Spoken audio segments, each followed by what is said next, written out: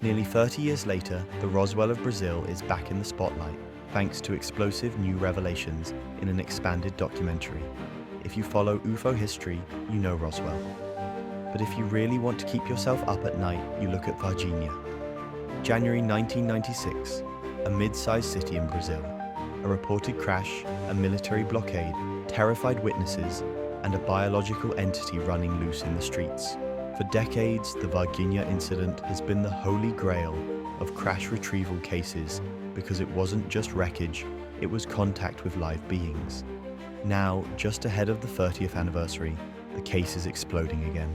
A brand new expanded edition of director James Fox's definitive investigation, Moment of Contact, has just been released for late 2025, bringing with it testimony that fundamentally changes what we thought we knew. Here is a deep dive into what happened during those chaotic days in 1996 and why the new documentary update is essential viewing. The 2025 Bombshell Face-to-Face Communication.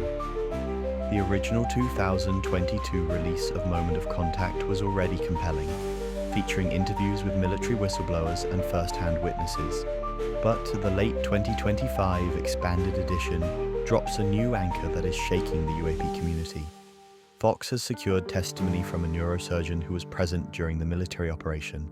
This doctor claims not only to have seen the captured entity, but to have experienced direct telepathic communication with it, while it was being held in captivity.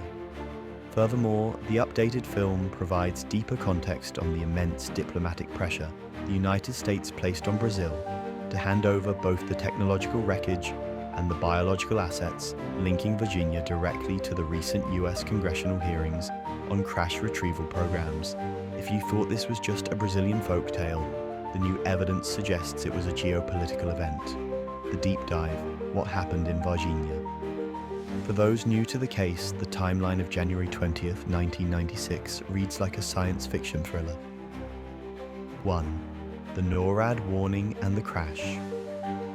According to multiple researchers and later military leaks, the event began not in Brazil, but at NORAD. They reportedly tracked an object entering the atmosphere and alerted the Brazilian military.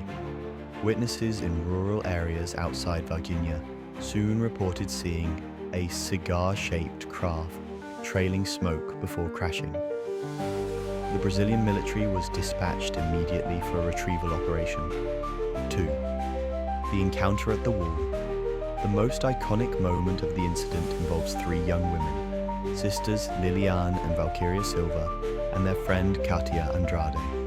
While taking a shortcut home through a vacant lot on the afternoon of January 20th, they spotted a creature crouched against a cinder block wall.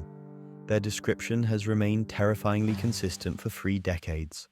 It was small, perhaps 4 to 5 feet tall. It had dark brown, oily or greasy skin that appeared to be sweating. Its head was disproportionately large with 3 distinct ridges. Most hauntingly, it had enormous, vertically oval, glowing red eyes. The girls reported an overwhelming stench of ammonia and sulfur. Panicked, believing they had seen a demon, they fled. You can read more about their initial testimony in archived reports on the affair. 3. The capture and the tragedy of Officer Cherese. This is where the Varginha case turns tragic. Later that day, military police and firefighters were deployed to capture the creatures. One young military police officer, Marco Cherese, was part of the capture team. According to whistleblowers, Cherese physically grabbed the creature without protective gear to place it in a transport box. Days later, Cherese fell violently ill. He was hospitalized with a mysterious, generalized infection that baffled doctors. His immune system completely collapsed, and he died shortly after. To this day, his family believes his death was a direct result of physical contact with a non-human biological entity. His death certificate mentioned an infection by an unknown agent. 4. The hospital lockdown and the US handover. Following the capture, wings of the local Humanitas hospital were sealed off by armed military guards. Hospital staff reported tension, secrecy, and doctors bringing in a small body that was clearly not human. The enduring allegation, heavily reinforced by testimony in Fox's documentary, is that the entities did not stay in Brazil long. Witnesses claim a USAF transport plane made an unscheduled landing at nearby Campinas Airport to load the cargo for transport back to the United States. The official story versus reality. The official Brazilian military inquiry concluded that there was no alien. Their explanation for what the three girls saw? They claimed the girls were frightened by Mudinho, a local homeless man known to the community who suffered from mental and physical disabilities and often crouched by walls. The girls and the community found this explanation insulting. They knew Mudinho. The creature with red, glowing eyes and oily skin bore no resemblance to him. Why it matters now? The Varginha incident isn't history, it's current events. As the US Congress pushes for transparency on crash retrieval programs and non-human biologics, Varginha stands as perhaps the most significant modern example of both. The new testimony in the 2025 expanded Moment of Contact suggests that not only are these programs real, but the interaction goes beyond mere crash recovery into actual interspecies communication. As we approach the 30th anniversary in January 2026, the eyes of the world are turning back to Brazil. Have you watched the new expanded edition of Moment of Contact yet?